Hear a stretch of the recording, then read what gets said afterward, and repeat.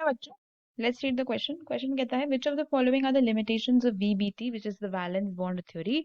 तो आपको स्टेटमेंट्स दी गई हैं। It does not give quantitative interpretation of the magnetic data, it does not distinguish between weak field and the strong field ligands, it does not explain the color exhibited by coordination compounds. It does not give a quantitative interpretation of the thermodynamic or kinetic stabilities of the coordination compounds. You have to select the correct option from the choices जो आपको दी हुई हैं 1 2 3 4 2 3 4 1 3 4 2 3 4। ठीक है, तो अगर इस question में हम बात करते हैं अबाउट द की कॉन्सेप्ट, तो यहाँ पे हम जो की कॉन्सेप्ट डिस्कस करने वाले हैं that is VBT only, which is the valence bond theory, जो कि दी गई थी बाय पॉलिंग।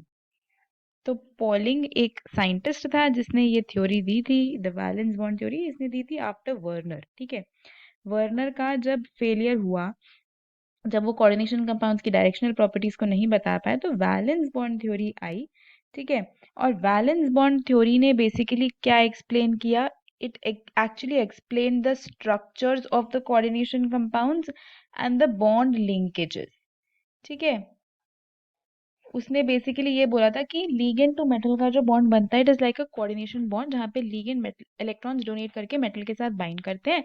और उनके स्ट्रक्चर्स कैसे होते हैं, बेसिकली हाइब्रिडाइजेशन का जिक्र किया था वैलेंस बॉन्ड थ्योरी ने कि ऑक्टाहेड्रल कॉम्प्लेक्स है तो कैसे हाइब्रिडाइजेशन शो करता है, स्क्वायर प्लेनर है कब बनता है, कैसे हाइब्रिडाइजेशन होती है, वो सब चीजें वैलेंस बॉन्ड थ्योरी ने एक्सप्लेन की थी।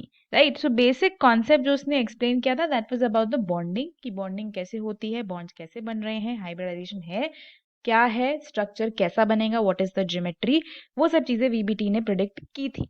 क्या क्या प्रिडिक्ट नहीं कर पाया, अगर यहाँ पे हम देखें लिमिटेशंस, तो does not give the quantitative interpretation of magnetic data, बिल्कुल सही बात है।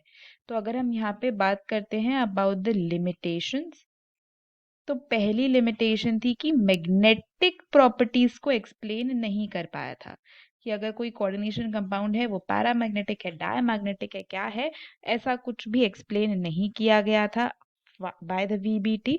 It does not distinguish between strong field and weak field ligands, बिल्कुल सही बात है। वीबीटी सिर्फ हाइब्रिडाइजेशन का कॉन्सेप्ट बता पाई थी या लिगेंड टू मेटल लिंकेज का कॉन्सेप्ट बता पाई थी, लेकिन स्ट्रेंथ ऑफ लिगेंड्स के बारे में कुछ भी नहीं बताया गया था। मतलब ये भी एक लिमिटेशन है। It does not explain the colour exhibited by coordination compounds, बिल्कुल सही है।